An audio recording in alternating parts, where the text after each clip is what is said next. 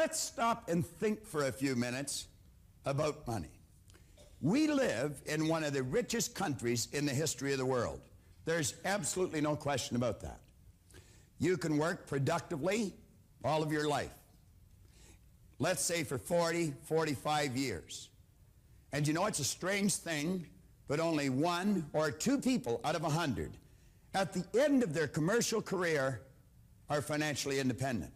And yet anyone can become financially independent. And the strange thing about it is you never have to earn a lot of money to become financially independent. Very, very few people earn a lot of money. There is 0.453% of the population that are earning $100,000 a year or more. Less than 1/2 of 1% earn $100,000 a year or more. Now that's shocking to the average person's mind. Quite often in seminars we'll ask different individuals, how many people do you think? What percentage of the population? I had a young lady the other day in a seminar down in Ottawa say about 1/3. Less than 1/2 of 1%. If you go back and take a look at the number of people that are earning between $50,000 and $100,000, you're going to find it's a ridiculously low number. There's only 4.5% earning in excess of $50,000 a year. The number that go between 25 and 50 is 53%. So when you're at those cocktail parties or the neighborhood barbecue, don't believe all the stories you're hearing. Because they ain't necessarily so. Now let's think of this. Do we have anybody here that's 20 years old? 21? Andy, let me ask you a question. Do you want to stand up for a moment?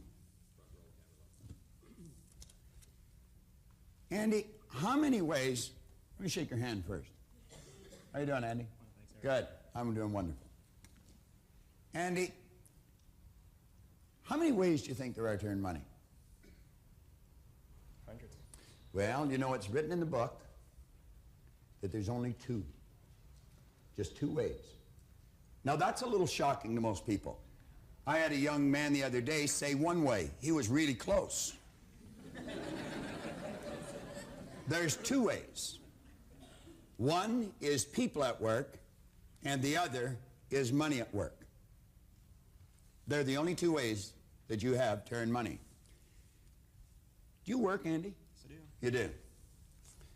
Do you spend one of those each week? Very easily. Very easily. What we're looking at here is a $20 bill. Andy, when you got up this morning, did you sit on the side of the bed and think, I wonder if I'll get dressed today? No, I didn't. Just automatically got dressed, didn't you? Yes, I did. That's a habit, all right? That's something we do without giving any conscious thought to it. Andy, let's suppose you took one of these $20 bills and set it aside each week. Just fold it up and set it aside.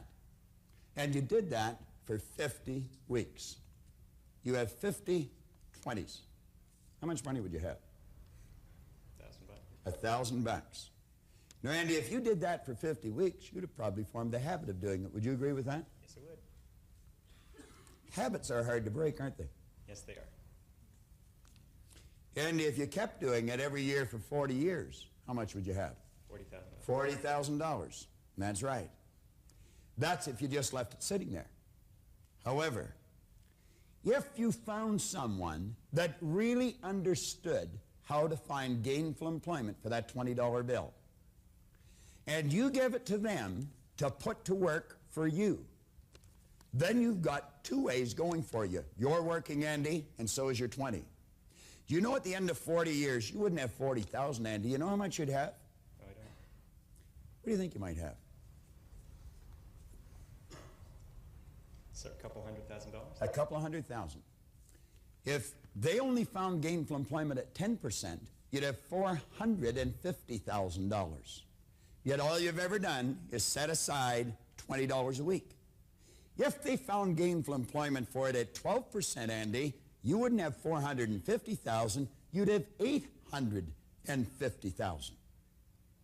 And if they found gainful employment for this $20 bill at 14%, and there's many people around that can help you do that today, you'd have $1,520,000, Andy.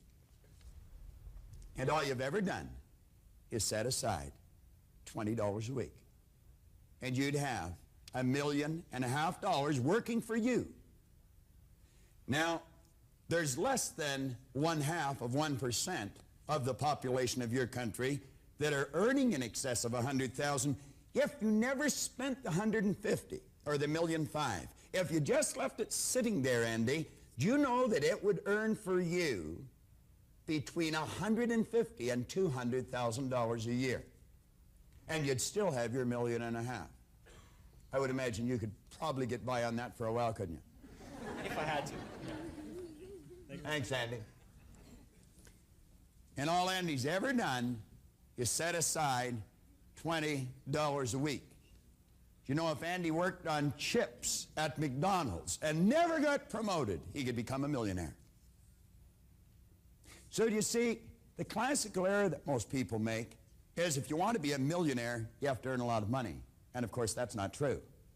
If you want to be a millionaire, you have to have a plan to be a millionaire. And that's all you need.